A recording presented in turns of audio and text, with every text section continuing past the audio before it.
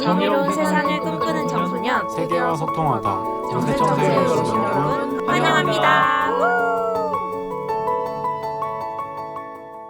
네, 2월달 청소년을 위한 12달 작은 강의는 내게 남은 삶이 1시간뿐이라면 이라는 책을 주제로 이제 강의도 준비하고 그리고 토론도 준비되어 있습니다. 강의에 앞서가지고 제가 책을 읽으면서 간단하게 생각했던 것들을 여러분들한테 조금 공유해 드리면은 혹시라도 책을 읽고 오지 못한 분들도 도움이 될 것 같아가지고 책을 읽으면서 제가 느낀 것들을 간단하게 한번 소개를 해볼까 해요. 내게 남은 삶이 1시간뿐이라면 이렇게 제목이 되어 있는데 여러분은 한번 상상해 본 적 있나요?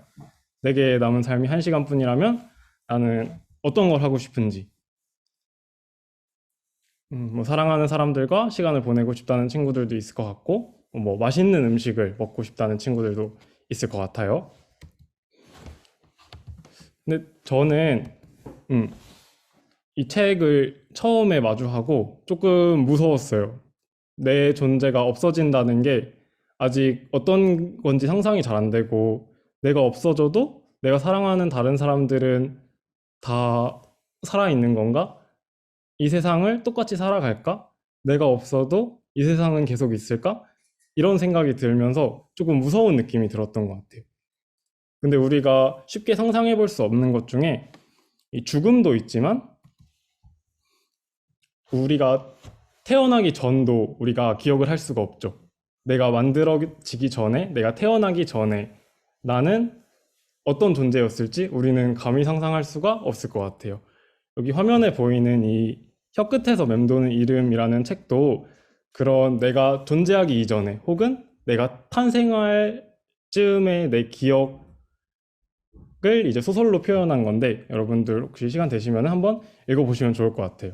이 책에서는 내가 존재하기 이전의 기억을 마치 혀끝에서 맴도는 생각이 날 듯 말 듯한 그 이름과 같다 이렇게 비유를 하거든요. 한번 읽어보면 좋을 것 같아요. 그러면은 우리 삶은 탄생과 죽음 사이에 존재하는 거죠.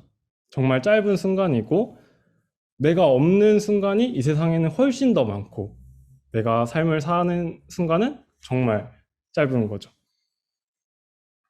그래서 우리한테 중요한 거는 죽음 이후를 생각하고 혹은 내가 태어나기 이전을 생각하면서 내가 세상에 없다는 사실로 두려워하는 것보다 나한테 주어진 이 짧은 순간을 어떻게 하면 더 잘 보낼 수 있을지를 고민해 보는 게 또 중요한 게 아닌가 하는 생각을 책을 읽으면서 했습니다. 여러분 혹시 은하철도 999라는 만화 본 적 있나요? 없나요? 저는 제가 유치원에 가기 전에 한 5살 이때쯤에 EBS에서 이 만화를 보여줬었어요. 그래서 할머니랑 같이 어렸을 때 앉아가지고 은하철도 999를 봤던 기억이 있습니다. 이 은하철도 999는 어린 아이들이 보기 위한 만화라고는 생각되지 않을 정도로 되게 심오한 내용과 어렵고 잔인한 이야기들이 숨어 있었어요. 이 은하철도 999의 배경은 이제 기술이 엄청 발달해가지고 인간이 기계인간 수술을 받을 수 있어요. 그래서 기계인간 수술을 받으면은 기계인간이 돼서 영원한 삶을 살 수 있는 거예요. 그래서 보시면 화면에 오른쪽에 있는 조그마한 남자아이가 철이라고 하는 남자아이인데 이 철이가 기계인간이 되기 위해서 기계인간이 되어 영원한 삶을 살기 위해서 왼쪽에 있는 이 검은 옷을 입은 메텔이라는 소녀를 만나서 은하철도 999호를 타고 이제 여행을 하는 내용입니다. 근데 철이가 메탈이랑 같이 여행을 하면서 만난 기계인간들의 삶이 그렇게 행복해 보이지가 않았어요. 기계인간들은 영원한 삶을 사니까 영원히 행복한 거 아니야? 걱정도 없고 무서운 것도 없는데? 이렇게 생각했는데 오히려 그 영원한 시간이 기계인간들을 타락시키고 인간성을 잃어버리게 만든 거예요. 뭐 예를 들어 인간 사냥이라는 게 존재해요. 기계인간들이 인간들을 사냥하는 거예요. 그냥 재미를 위해서. 그리고 화면에 보시면은 나오는 이 모습이 장례식처럼 보이는데 이 관을 들고 있는 사람들이 다 기계인간들입니다. 그러면 안에는 누가 들어있을까요? 안에는 진짜 사람이 들어있어요. 기계인간들의 사회에서는 죽음이라는 게 없어서 장례식도 없었는데 어느 날 기계인간 마을에 찾아온 한 사람이 죽은 거예요. 그래서 그 사람의 친구들과 가족들이 그 사람에게 장례식을 해줬어요. 그랬더니 이 기계인간들 입장에서는 그게 너무 신선한 충격인 거예요. 사람이 죽는다고? 그리고 죽으면 이렇게 장례식을 한다고? 이거 너무 재밌는데? 이렇게 생각을 해가지고 일정 주기마다 사람을 계속 죽입니다. 장례식을 하기 위해서. 너무 섬뜩하죠? 이런 섬뜩한 내용도 이제 담고 있는 그런 만화로 네, 저도 기억하고 있고, 이런 인간성을 상실한 사람들의 모습을 이제 철이가 여행을 하면서 계속 바라봅니다. 그러면서 영원한 삶이 정말 행복한 건 아닐지도 모른다 하는 고민에 빠지기도 하고요. 그리고 철이가 찾아간 어떤 마을에서는 사람들이 다 누워 있어요. 다 누워서 술만 마시고 아무것도 안 해요. 놀지도 않고 진짜 아무것도 안 해요. 그래서 철이가 너무 그 광경을 보고 충격을 받아서 가서 물어봅니다. 아니, 이렇게 맨날 누워있고 술만 마시면은 공부는 언제 하고 일은 언제 하냐고 이렇게 말을 했더니 이 기계인간이 우리는 그런 거 필요 없다고, 이미 시간이 넘쳐나기 때문에 일도 안 해도 되고 공부도 할 필요도 없다고, 배고프지 않아서 나는 그냥 이렇게 있는 게 좋다고 이렇게 말을 해요. 근데 철이 입장에서는 그게 너무 이상해 보였던 거죠. 그러고 나서 그 마을에 어떤 절벽 같은 데를 찾아갔는데 그 절벽에서는 한 기계인간이 이제 자살하는 것을 목격합니다. 더 이상 영원한 삶에 이제 갇혀있고 싶지 않다고 자살하는 그런 모습까지 보면서 철이가 결국에는 나는 기계인간 안 할 거라고, 영원한 삶 필요 없다고 그렇게 이야기하고 기계 제국과 이제 싸우면서 이제 만화가 끝나게 되는데, 이 은하철도 999를 보면서 저 어렸을 때는 그런 생각을 못 했었는데 어른이 되고 다시 보면서 우리 삶이 유한하기 때문에, 짧은 빛과 같기 때문에 우리 삶이 더욱 가치 있고 더욱 빛나는 게 아닐까 하는 생각도 이 책을 읽으면서 다시 해보게 된 것 같아요. 이런 생각을 비슷하게 했던 사람이 있는데 이제 사르트르라는 실존주의 학자예요. 이분은 죽음과 같은 인간에게 감히 이성적으로 생각해 볼 수 없는 죽음과 같은 상황들이 놓여 있기 때문에 인간이 스스로 자기 삶에 의미를 부여하고 자기 삶을 창조해 나가고 주체적으로 자유롭게 삶을 살아갈 수 있다고 이렇게 이야기를 했어요. 책에도 이 내게 남은 삶이 1시간뿐이라면 이 책에도 그런 삶의 의미와 내가 어떤 삶을 살아왔고 어떻게 내 기억의 퍼즐을 맞출 것인지에 대한 이야기가 많이 나와서 저도 책을 읽으면서 사르트르의 말도 같이 한번 떠올려 봤습니다. 책에는 이렇게 나와요. 내게 남아있는 모든 기억들을 뒤져볼 것입니다. 추억, 생각, 말과 감정들의 작은 파편들을 모아서 할 수 있는 한 그것들을 서로 연결할 겁니다. 이렇게 이야기를 합니다.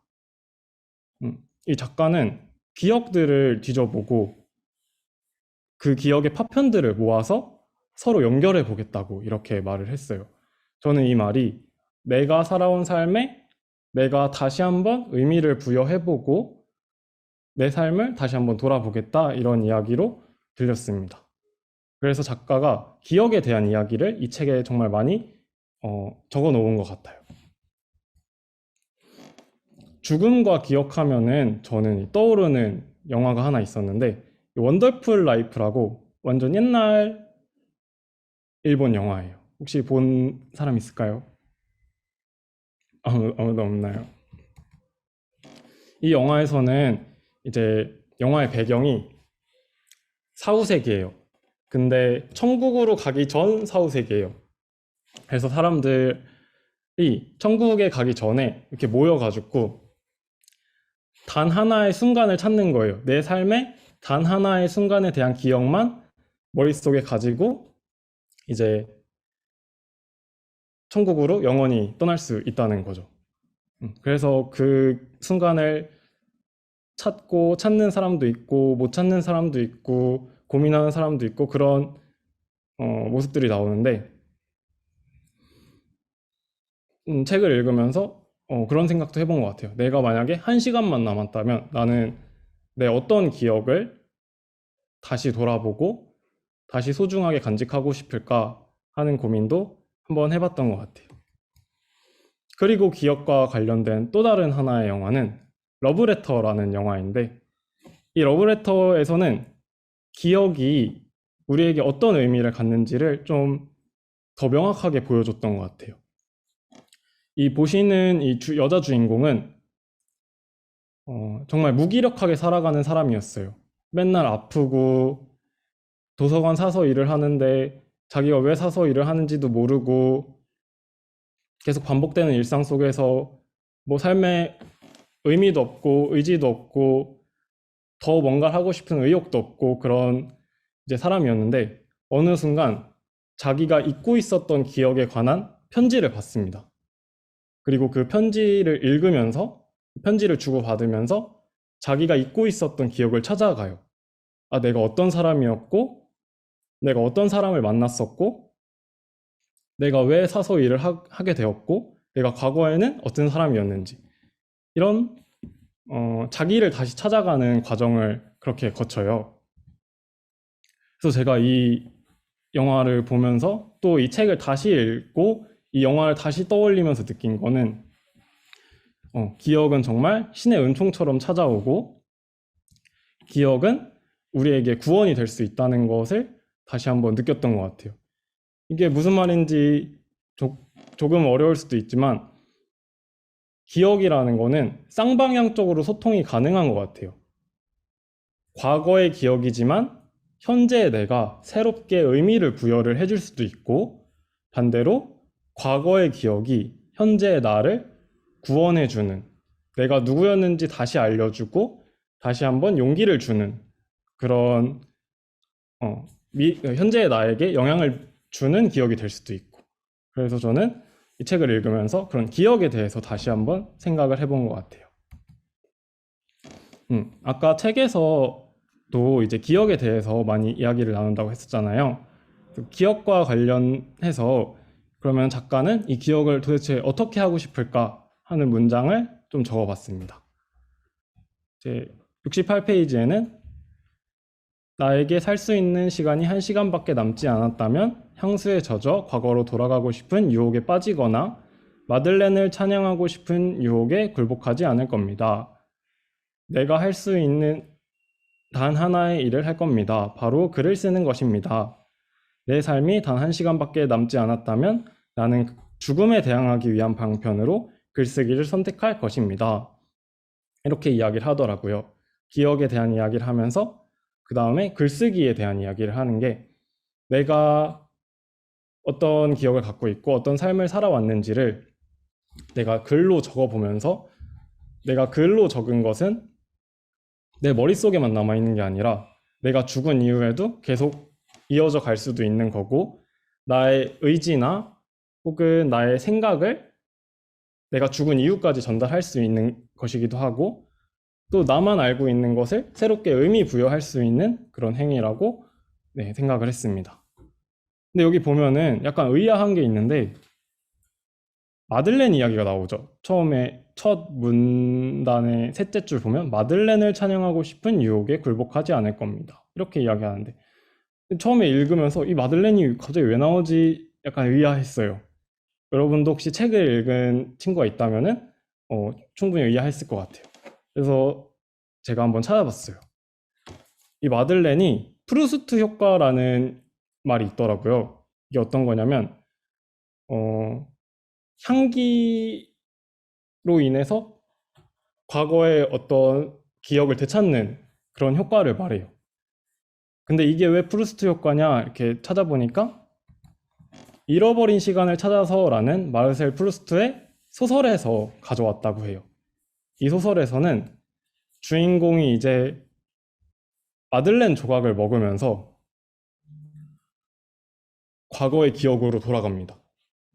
그래서 과거에 내가 어떤 삶을 살았고 어떤 일을 겪었고 그런 것들을 끊임없이 계속 생각을 해요. 현재의 내가 될 때까지 계속 생각을 해요.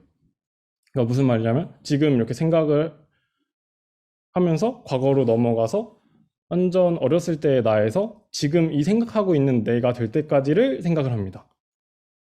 그리고 마지막에 이 소설이 총 7편인데 아마 우리나라에서는 11권으로 분류돼서 이제 출판이 되었을 거예요. 그 마지막에 깨달아요. 아, 내가 살아온 이 삶이 바로 나구나. 그러면 나는 이거를 글로 남겨야겠다 하면서 자기 과거에 대한 글을 다시 쓰기 시작하면서 소설이 이제 마무리가 됩니다. 결국에 소설의 시작과 끝이 같아지는 거죠. 그래서 결국 이 책의 주인공도 자기 삶을 돌아보고 자기 기억을 되찾아보고 나서 결국에 결정한 게 이 내게 남은 삶이 1시간뿐이라면 작가와 똑같이 글을 쓰는 거였어요. 그래서 저는 이 책을 읽고 나서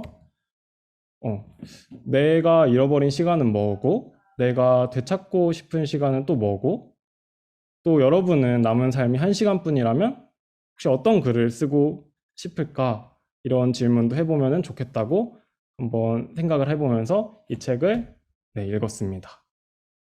이렇게까지가 제가 책을 어떻게 읽었는지 한번 여러분들께 이해를 돕기 위해 말씀을 드려봤고 다음에는 박용준 선생님께서 이 책에 대한 좀 더 철학적이고 좀 더 풍부한 강의를 이제 해주실 거예요.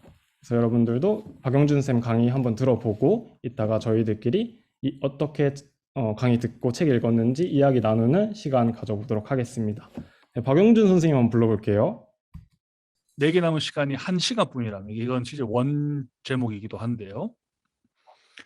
그러니까 로제폴 드로아라고 하는 사람이 쓴 이 책 제목 내게 남은 삶이 1시간뿐이라면 그래서 시간에 대한 이야기를 해야 될 거고 삶에 대한 이야기를 해야 될 거고 또 결국은 1시간뿐이라고 했을 때 그 1시간 이후는 결국 무엇을 의미하는 거죠? 삶이 아닌 죽음을 의미하는 게 될 겁니다.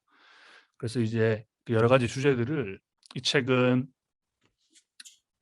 프랑스 노 철학자 그러니까 그 생의 시간을 많이 지낸 사람이 회고적으로 삶에 대한 많은 단면들을 우리에게 들려주고 있는 그런 이야기다라고 볼 수 있겠습니다.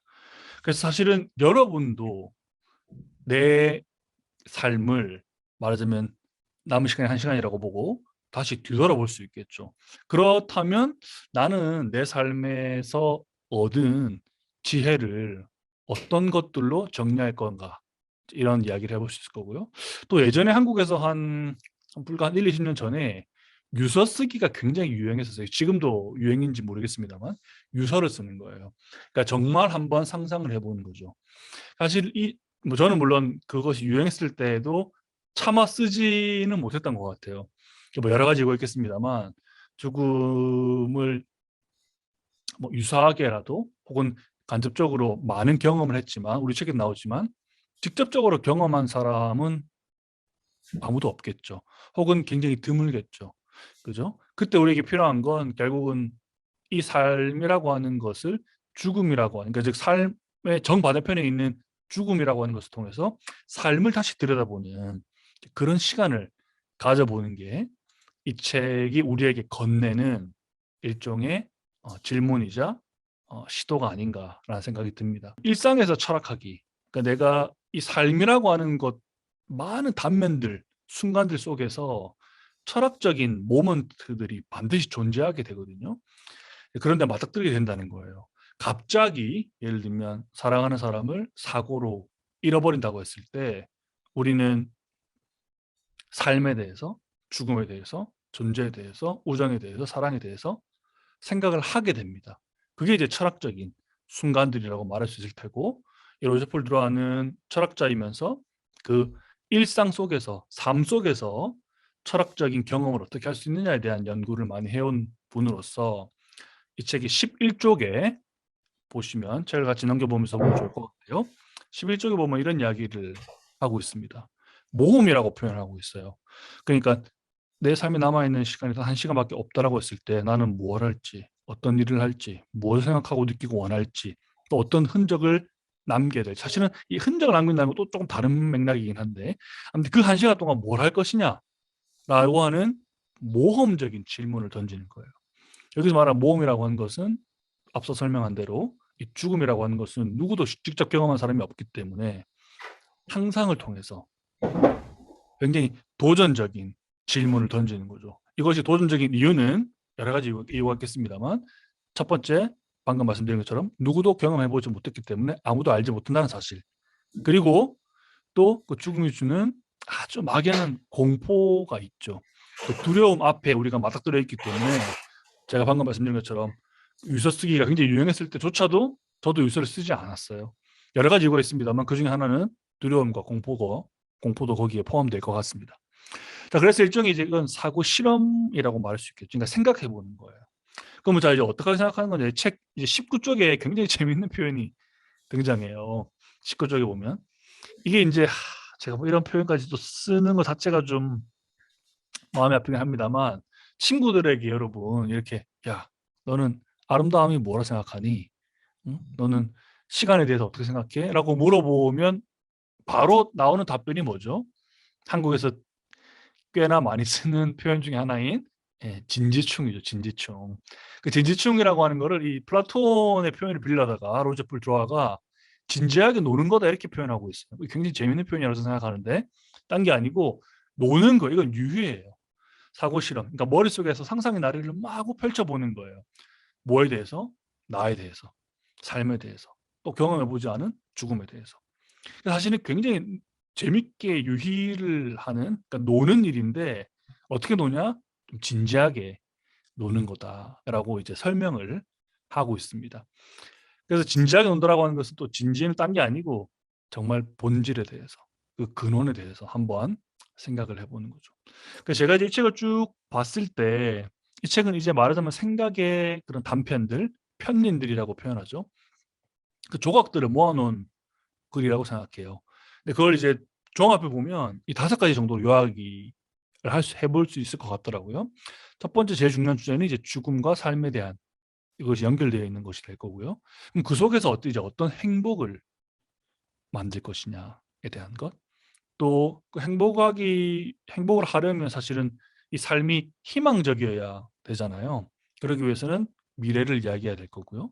그 또 미래를 향해서 살아가기 위해서 또 가장 근본적인 실천이 이제 사랑일 테니, 죽음, 삶, 행복, 미래, 사랑. 이 한 5가지 정도의 주제를 이 책이 말하고 있는 것 같다라는 생각을 저는 해보았습니다.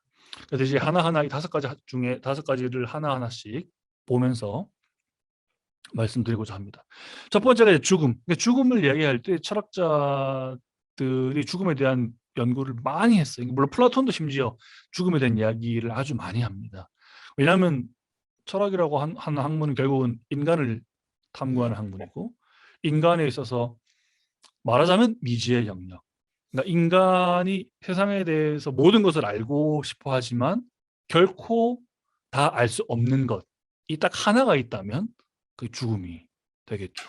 우리는 뭐 사랑에 대해서, 행복에 대해서, 시간에 대해서 많은 연구들을 했고, 그 연구가 뭐 일견 흔히 이제 진리에 부합하는, 그죠? 설명들이 많이 있어 왔죠. 근데 죽음에 대해서는 진리에 부합하는, 그러니까 사실에 부합하는 설명이 불가능한 것이잖아요. 죽음을 알지 못하기 때문에. 근데 끊임없이 탐구해온 것이 죽음인데, 그 중에 이제 하이데거라고 하는 독일의 한나 아렌트가 흠모하기도 했고 또 스승이기도 한 마르틴 하이데거라고 하는 철학자가 죽음에 대한 이야기를 아주 많이 했습니다. 근데 하이데거는 근데 책 제목을 이제 죽음에 대한 것으로 쓰기보다는 시간에 대한 이야기를 많이 했어요. 그 시간에 대한, 존재와 시간이라고 하는 책 속에 보면 이런 표현이 등장합니다. 죽음을 향한 존재. 영어로는 이제 being, 존재고, toward, 뭔가 향해 있다고 하는 거죠. death, 죽음으로. 그러니까 인간을 정의 내리는데 하이데거의 정의는 죽음으로 향한 존재다. 이런 정의를 내리고 있다라고 하는 겁니다. 그러니까 존재 시간이라고 하는 책은 사실은 존재가 인간에 대한 것, 살아있다라고 하는 현 존재라고 하는 다자인이라고 하는 현 존재라고 하는 시간을 쓰는데요. 존재와 시간에 대한 거예요. 근데 문제는 이 존재와 시간에 대한 이야기를 할 때에 하이데거가 죽음에 대한 이야기를 끄집어 온다는 거예요. 왜? 인간이 살아있음을 이야기할 때 죽음을 빼놓을 수 없기 때문에 그러한 겁니다. 자, 그럼 이제 살아있다라고 하는 거, 존재에 대해서 먼저 보자는 거죠. 존재를 이야기할 때 하이데거는 이런 설명을 해요. 인간은 자신의 의사와는 무관하게 세상에 던져진 존재다. 굉장히 재밌는 표현이죠. 여러분 아마 이 말은 바로 즉각적으로 피부에 와닿는 설명일 겁니다. 우리 중 누구도 의지를 가지고 태어난 사람은 없다는 거예요.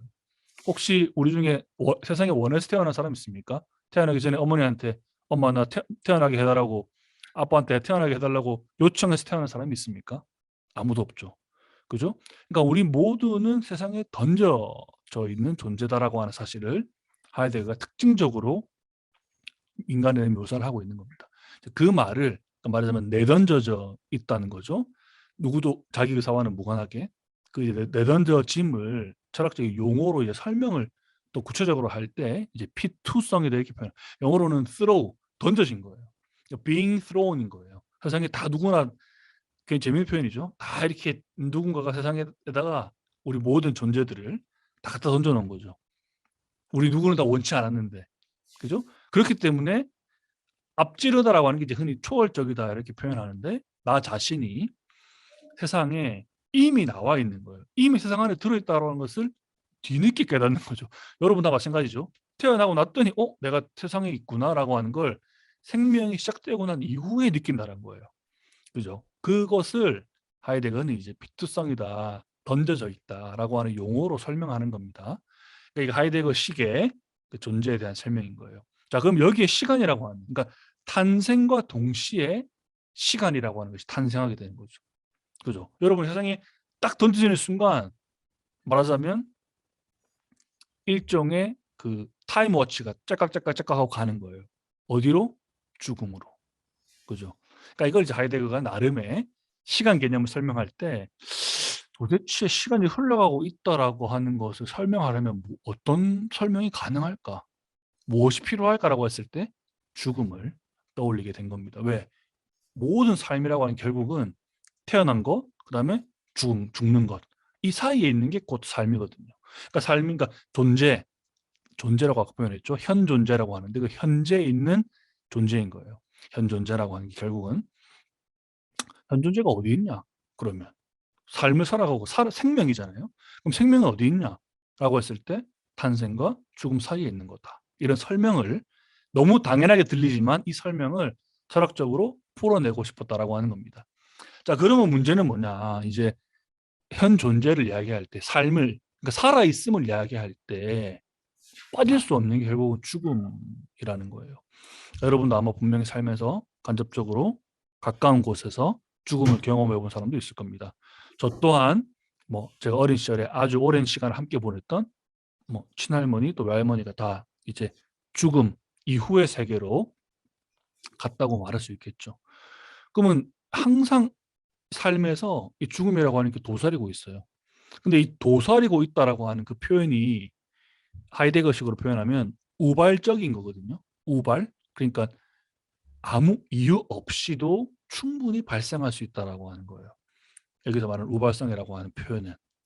그러니까 사건이 어떤 인과성을 가지고 발생하는 것이 아니고 아무 이유 없이 어떤 일이 딱 벌어지는 경우도 있잖아요. 그래서 하이데거는 이 죽음이라고 하는 것을 그러니까 인간이 살아있다라고 하는 것을 가장 극명하게 보여주는 예가 이 우발적인 죽음이다. 그러니까 그 우발적인 죽음을 우리가 경험함으로써 우리가 뭘 느낍니까? 아, 그가 내 옆에 살아있었구나 라고 하는 것을 비로소 느끼기도 한다는 거예요. 너무 갑작스럽게 누군가가 죽고 나면 그 순간 우리가 딱 느끼는 것은 그 죽음에 대한 경험이기도 하고 동시에 어떤 경험이에요? 그가 살아있었구나라고 하는 경험을 같이 하게 되는 거죠. 자, 그래서 우리 책에 보게 되면 12쪽에 보면 이 360초라고 하는 표현이 나와요. 책 12쪽에 나옵니다. 그러니까 360초라고 하는 시간 개념은 이제 인간이 만든 거죠. 그죠? 근데 여러분 360초라고 하는 시간 그러니까 누군가가 설명하라고 하면 설명할 수 있겠어요? 그러니까 360초가 1, 2, 3 그러니까 우리가 이건 이제 물리적인 설명이잖아요. 시간이 가고 있는 거니까.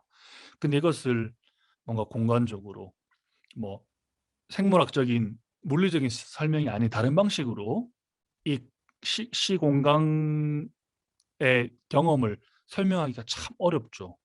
그죠?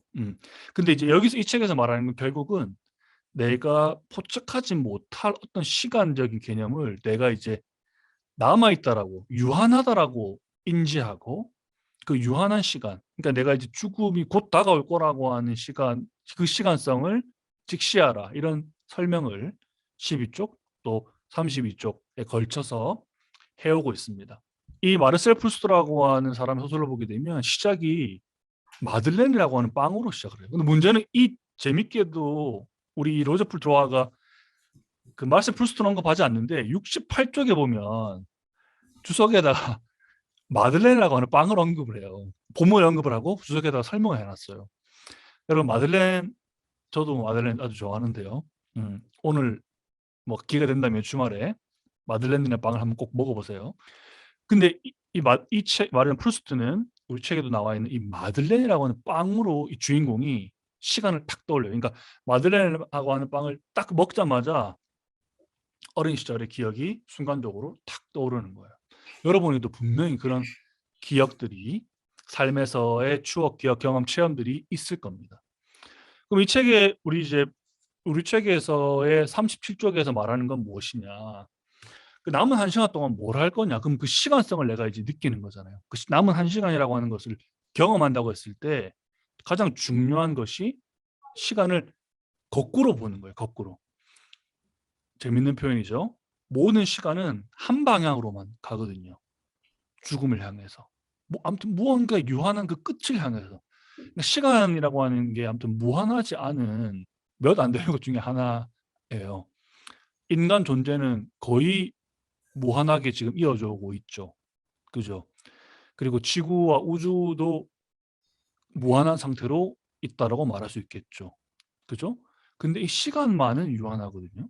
그러니까 한 방향성을 가지고 있어요. 그러면 근데 이 저자가 지금 뭐라고 얘기하는 겁니까? 그 방향을 내가 거꾸로 돌리겠다는 거예요.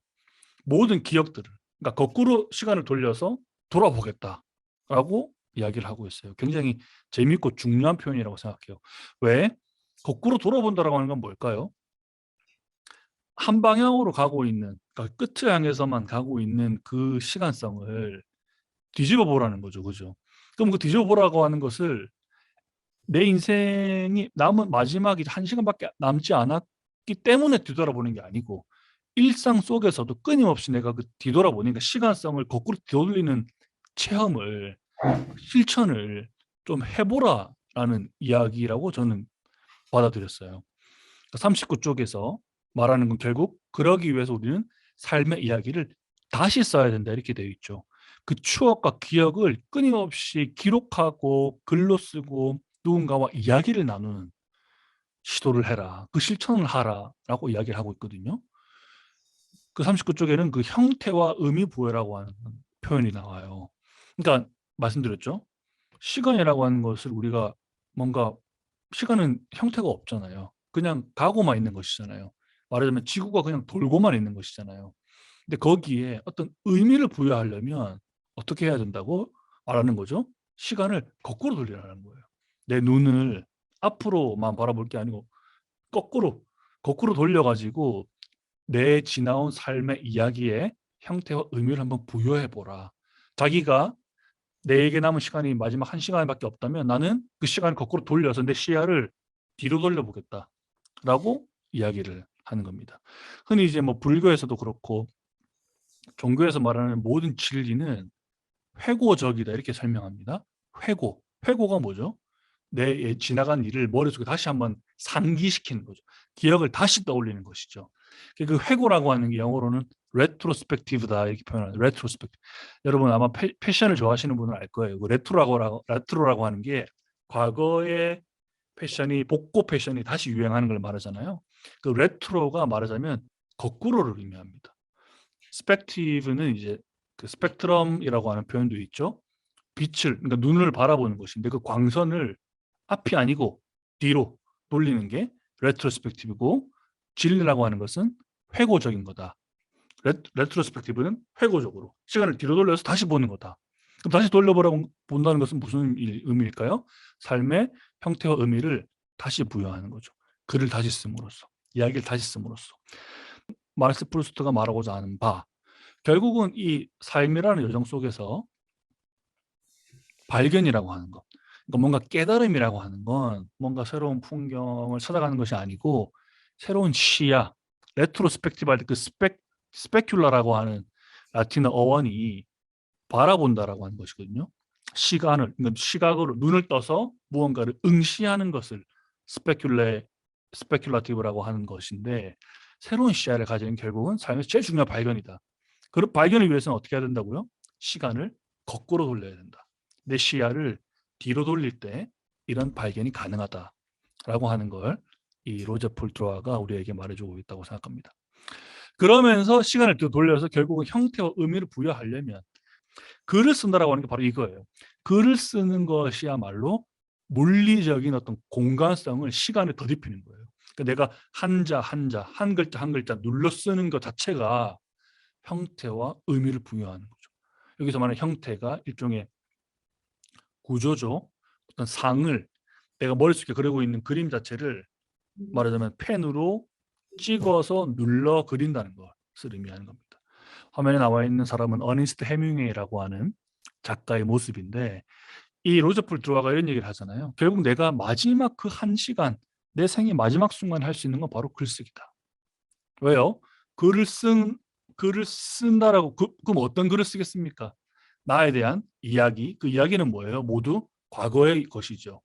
그 과거 이야기를 쓰면 죽음에 대항하는 방편이라고 되어 있죠. 왜 이게 죽음에 대항하는 방편일 수 있을까요?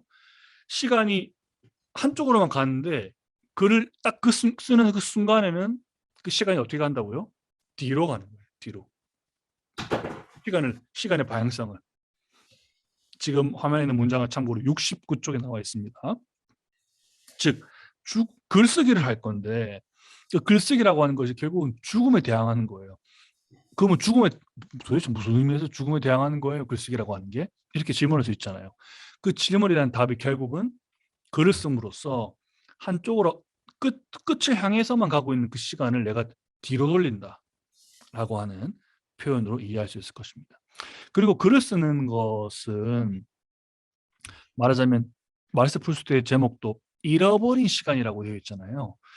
사실은 우리가 인간은 뭐 만각의 동물이기도 하겠습니다만 시간은 다 잃어버리는 거예요. 그러니까 유한한 시간을 내가 가지고 태어났는데 그게 뭐 70년이 됐든 80년이 됐든 100년이 됐든 어떤 분량의 시간을 다 가지고 있는 거예요. 이제 유일한 말하자면 자원이죠. 유한한 자원이죠. 그럼 끊임없이 그걸 이제 사용만 하고 끝나는 거예요. 시간은. 그리고 사용을 하는데 끝이 있는, 그러니까 장독대가 분명히 끝이 보이는, 바닥이 보이는 장독대에 들어있는 자원이겠죠. 근데 글을 쓰는 건 어떤 걸까요? 그 유한한, 그러니까 끝이 있는 말하자면 유한성을 넘어서는 행위입니다. 화면에 나와 있는 안네 프랑크가 자신의 경험을 글로 남겼잖아요. 그 남긴 글이 말하자면 영혼에 가까운 지금 우리에게도 그죠? 그 시간이 기록되어 있죠. 그러니 죽음 아까 말씀드렸죠. 시간은 인간에게 주어진 시간이랑 그리고 끝이 있는데 글을 쓰는 건 첫 번째로는 시간을 거꾸로 돌리는 의미에서 죽음에 대항하는 것이고요. 또 글을 써서 기록에 남김으로써 끝이 있는 시간을 뛰어넘는, 그러니까 초월한다라고 하는 의미에서 그 영속성, 유한성을 뛰어넘는다는 의미에서 죽음에 대항하는 거예요. 이해가 되나요? 이 내용은 74쪽에 나와 있습니다. 즉 순간을 포착하고 시간을 담고 또 기록을 남기는 글쓰기를 한다라고 하는 것은 죽음, 그러니까 끝이 나버릴 그 이야기를 계속해서 이어나가게 한다는 의미에서 죽음에 대항하는 글쓰기다. 이렇게 이야기를 하고 있습니다. 그러면서 이제 또 다른 문제, 47쪽에서는 행복이라는 이야기를 해요. 완벽한 행복은 존재하지 않습니다라고 하는 제목의 챕터에서 행복에 대한 이야기를 시도하는데, 아마 제가 예전에도 한번 여러 번 이제 행복에 대한 이야기를 우리가 함께 나눈 적이 있습니다만은, 그러니까 칸트라고 하는 사람, 또 그 반대편에 있는 아리스토텔레스라고 하는 사람은 행복에 대한 생각이 완전히 좀 달랐죠, 서로. 그죠? 근데 여기서 이제 로즈풀 드라가 말하는 행복이라고 하는 문제에 대해서 고민을 할 때 완벽한 행복은 존재하지 않는다라고 표현했지 않습니까? 딴 게 아니고 우리가 행복을 떠올리면 그 행복에 담겨 있는 거의 대부분의 가치는 다 긍정적인 것들이에요. 그죠? 근데 로즈풀 드라는 그렇지 않다라고 이야기하고 있죠. 행복이라고 하는 것은 그 안에 비탄, 고독, 역겨운 것, 슬픔과 같은 것들도 함께 담겨 있다. 그리고 그것 자체가 삶이다. 이렇게 표현을 하고 있습니다. 그러면서 그 47쪽에 이제 몽테뉴라고 하는 사람을 언급하고 있어요. 몽테뉴. 그러니까 알스토레스라고 하는 사람은 모든 인간이 이제 행복이라고 하는 그 알 수 없는 미래를 향해서 잡을 수 없는 그 행복을 향해서 추구하는 삶을 살아가는 것이 인간 존재다라고 설명했고요. 몽테뉴는 그 알 수 없는 미래를 추구한다라고 하는 설명을 하지 말고 삶을 그 자체로 기뻐하고 즐기는 것이 중요하다. 즉 시간성을 미래를 향하게 두지 말고 현재에 멈추라 이렇게 이야기를 했다는 거예요. 이것도 마찬가지로 시간에 대항하는 것이죠. 글쓰기도 마찬가지지만 내가 행복을 추구할 때 내가 지금 하고 있는 이 노력이 이 공부가 나중에 나에게 미래의 행복을 가져다 줄 것이야 라고 하는 게 아리스토텔레스적인 행복관이라면 로제풀 드루아는 몽테뉴식으로 아니 미래의 행복을 추구하는 삶을 살지 말고 그 자체로 기뻐하고 즐거운 순간을 만들어라. 그 순간을 만끽해라 라는 이야기를 하고 있는 겁니다. 그러면 말하자면 죽음을 향해서 가고 있는 그 시간성 자체를 좀 멈출 수 있겠죠. 혹은 초월할 수 있겠죠. 그럼으로써 순간의 기쁨을 느낄 수 있을 것이다. 이런 이야기를 하고 있어요. 또 마찬가지로 뭐 아주 복합적인 설명을 많이 하고 있습니다만은 말하자면 행복 우리가 미래라고 하는 게 굉장히 불투명하잖아요. 뭐 저만 하더라도 여러 부분이 마찬가지 모든 인간이 마찬가지일 겁니다. 내 5년 뒤, 10년 뒤, 20년 뒤, 30년 뒤 혹은 죽음을 앞둔 그 미래의 시간이 어떻게 될지를 모든 인간은 불안해하고 그 불안이 주는 공포감이 존재하죠. 그죠? 근데 이 로제풀 드루아는 그 거꾸로 한번 뒤집어 보라는 거예요. 그러니까 시간이 한쪽으로만 가고 있기 때문에 그것이 주는 우리의 불안이 있는데 거꾸로 말해서 그 불투명한 암흑의 미래가 일종의 기대로 바뀌는 그러니까 알지 못한 그 무지가 여기서 환희라고도 표현하는데 기쁨을 주는 상황도 한번 생각해봐라 이렇게 역설적으로 제안을 하고 있어요. 그래서 흔히 제가 지금 그 정확한 표현이 기억이 나진 않지만 뭐 근거 없는 자신감이라든지 그죠?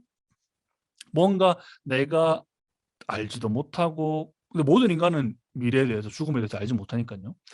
알지도 못하고 뭐 확신할 수도 없고 함에도 불구하고 어떤 희망, 행복, 자신감 등을 가져보라라고 우리에게 제언을 하고 있고 그러기 위해서 중요한 게 순간을 살아라라고 하는 몽테뉴의 제안 그리고 우리 책에 나오는 이 소크라테스식의 설명을 하고 있어요. 24쪽 혹은 61쪽에도 똑같은 표현이 등장하는데 나는 아무것도 모릅니다. 근데 모르지만 모르는 상태로 내버려 두는 것, 이 배움 그 자체를 기뻐하고 즐겨라 라고 하는 몽테뉴의 조언을 받아들이는 겁니다. 이 굉장히 어려운 겁니다. 이게 누구나 할 수 있는 것은 아니기 때문에 사실 이런 철학적인 책들이 쓰여지고 또 우리에게 이런 이야기들이 전해져 오는 것이겠죠. 그러니까 내가 내 미래가 어떻게 될지를 잘 모르지만 모른 채로 그대로 두는 거. 그리고 그것을 두려워하거나 공포로 받아들이는 게 아니라 그 자체를 즐기고 재밌게 여기는 것. 이게 중요하다는 것이죠. 여기는 이제 87쪽에 무지에 대한 찬양이라는 설명이 등장해요. 찬양하는 거예요. 사실 정말 어려운 표현인데, 그러니까 인간은 사실은 알지 못해요. 미래에 대해서. 우리 누구도 여러분의 미래를 재단할 수가 없죠. 근데 문제는 무지함을 깨닫고 그걸 극복하고 또 그 무지함을 조금이라도 줄이고자 내 미래를 어떻게든 막 정하고 싶어 하는 게 인간의 심리거든요. 근데 로저폴 드로아는 그러지 마라. 그저 있는 그대로 두어라. 이런 이야기를 하고 있습니다. 그게 훨씬 더 행복에 가까울 것이다. 라고 하는 행복에 대한 자신만의 철학을 우리에게 주고 있고요. 여러분도 한번 그런 시도를 좀 해보면 좋겠어요. 저만 하더라도 이런 책을 읽을 때 제 삶을 다시 돌아보게 되고 또 내가 하지 못했던, 해야 되지만 하지 못했던 실천들을 떠올리게 되는데 그중에 하나가 시간을 거꾸로 돌아보는 것. 또요, 시간을 잠깐 멈추고 이 순간을 내가 기뻐하고 그대로 즐기고 받아들이는 것. 그리고 미래는 내가 잘 모르지만 그 모른 그 미지의 상태가 나에게 불안이 아니고 오히려 기쁨과 흥분과 즐거움을 주는 마음가짐으로 스스로를 좀 바꿔보는 거. 그런 노력을 한다면 그 다음에 이제 사랑에 대한 얘기를 하는데 여러분에게 꼭 사랑에 대한 이야기를 할 때 제가 해드리고 싶은 이야기를 이 로저 풀트로가 하고 있어요. 우리 책 109쪽에 보게 되면 잘 모르겠어. 그러니까 왜 사랑해? 잘 몰라. 이런 이야기를 하면서 사랑만큼은 계산할 수도 없고 이유를 나열할 수도 없습니다. 라는 설명을 하고 있어요. 굉장히 중요한 설명이라고 저는 봅니다. 왜 그러냐. 그러니까 내가 뭔가 이것을 설명하려고 애쓰지 마라. 라는 걸로 이야기할 수 있을 것 같아요. 대신에 설명하려고 애쓰지는 않더라도 사랑의 속성에 대해서는 좀 이해할 필요가 있을 것 같아요. 여기서 이 로즈 불조아가 설명을 할 때 사랑을 변증법이다라고 131쪽에 보면 변증법이라고 하는 단어가 등장합니다. 131쪽에 변증법. 변증법이라고 하는 단어를 들어본 적이 있으실 거예요. 그 사랑이라고 하는 것도 이제 하나의 변증법적인 대립을 넘어선다 이런 표현을 할 수 있는데 대립하는 것들 사이의 긴장, 모순, 부조리 그것이 오히려 삶을 아름답고 흥미롭게 하는 것입니다. 라고 하는 표현은 이렇게 이해해 볼 수 있을 것 같아요. 그러니까 사랑한다라고 하는 게 실은 나와 비슷하고 뭔가 내가 좋아하고 익숙한 것들을 인간은 누구나 사랑하게 돼요. 대부분. 그죠? 근데 잘 아니까. 또 내가 늘 예를 들면 가족도 늘 함께 지내왔으니까. 그죠? 근데 그 안에서도 일종의 대립이 생기게 되고 긴장이 생기게 되고 또 모순과 부조리가 막 생기게 되거든요. 그때에 필요한 게 일종의 변증법적인 태도다 이렇게 설명하고 있어요. 변증법적인 태도란 무엇이냐? 말하자면 내가 사랑하고 익숙하고 한 것의 정반대는 뭘까요? 익숙하지 않은 거. 어둡고 고통스럽고 우울하고 말하자면 불안하고 그러니까 인간이 대부분 누구든 피하고자 하는 것들이 있을 거예요. 여러분 삶에서도 익숙하지 않은 것, 그죠? 친하지 않은 친구들, 그죠? 나에게 두려움과 공포를 주는 어떤 경험들, 새로운 도전과 모험과 시도들 이런 것들이 있을 거예요. 근데 여기서 말하는 드로아의 이제 그 사랑이라고 하는 개념은 이런 것들까지도 다 포용할 수 있어야 된다라고 이야기를 하는 거예요. 굉장히 뭐라 그럴까 우리에게 이 도전을 요구하는 그런 사랑에 대한 설명인 것 같아요. 그러니까 학교에서도 여러분이 말하지만 혹은 친구들 사이에서도 혹은 뭐 가족들 사이에서도 일종의 그 불화가 있을 수 있거든요. 그러니까 불화가 서로 맞지 않는 거예요. 누구나 근데 모든 인간은 다 서로가 서로를 말하자면 일종의 불화의 관계 속에 두는 거예요. 다만 그 태제와 안티태제라고 할 때 그 안티태제라고 하는 것은 변증법 내에서 완전히 정반대의 것이거든요. A가 있으면 not A가 있다라고 하는 걸 말하는 거예요. 그러면 내가 완전히 나와 다른 어떤 존재를 받아들이는 거. 그게 사랑이다. 이렇게 이야기를 하고 있는 것 같아요. 그러니까 우리는 대부분 어때요? 기쁘고 즐겁고 재밌고 편안한 것들을 추구하잖아요. 근데 그 정반대에 있는 것들이 있죠. 여기 나와 있는 것처럼. 이게 말하자면 변증법. 그러니까 내가 좋아하는 A가 있고 내가 정말 좋아하지 않는 B가 아닌 A가 아닌 어떤 그 무언가가 존재한다는 거예요. 근데 이 드로아가 우리에게 제안하는 건 그 모든 것을 껴안을 수 있어야 되고 그것이 사랑이다. 이렇게 이야기를 하고 있습니다. 자, 그래서 마지막으로 몇 가지 이야기를 하고 이제 마칠 텐데 니체 아마 분명히 들어본 적이 있을 겁니다. 이 드로아와 똑같은 이야기를 한 사람이 바로 이제 니체죠. 이 138쪽을 한번 펴보시겠습니까? 138쪽에 보게 되면 이 문장들이 등장합니다. 네. 한번 읽어볼게요.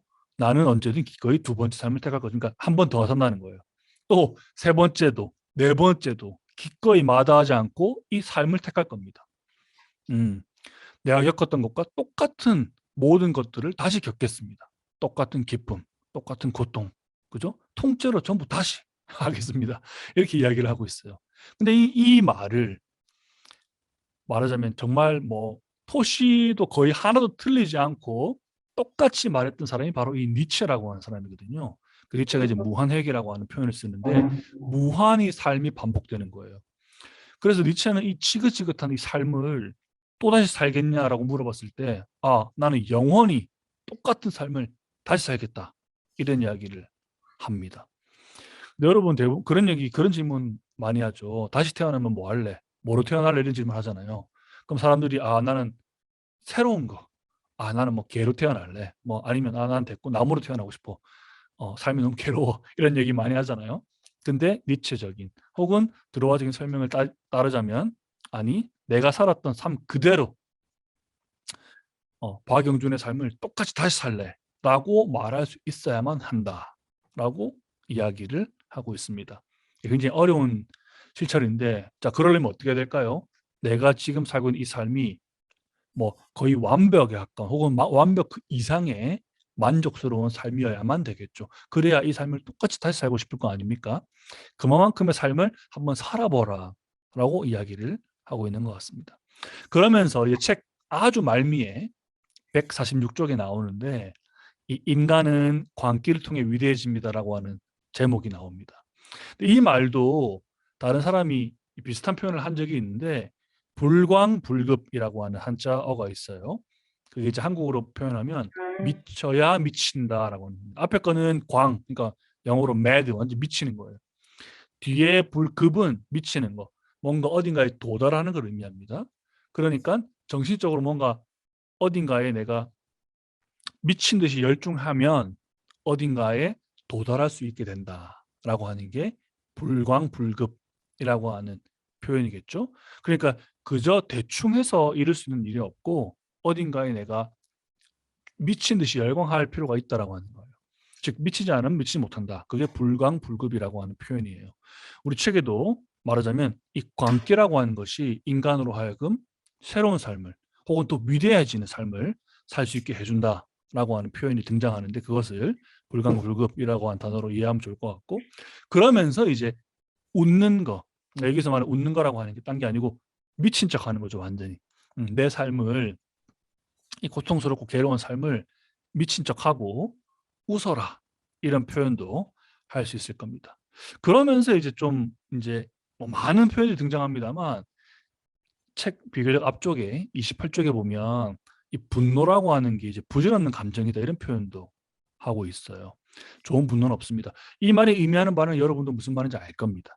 그죠? 무언가를 내가 원한을 갖고 원망을 하는 그런 분노, 어떤 대상을 향해서 그 분노나 증오로 쏟아붓는 건 하지 마라 라고 하고 있고요.